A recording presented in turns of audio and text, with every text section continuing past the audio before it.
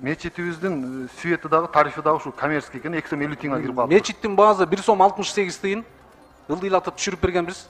Мечиттердин, диний уюмдардын жана жанандай социальный уязвимый социальный учрежденияларды 1 сом 68 тыйын.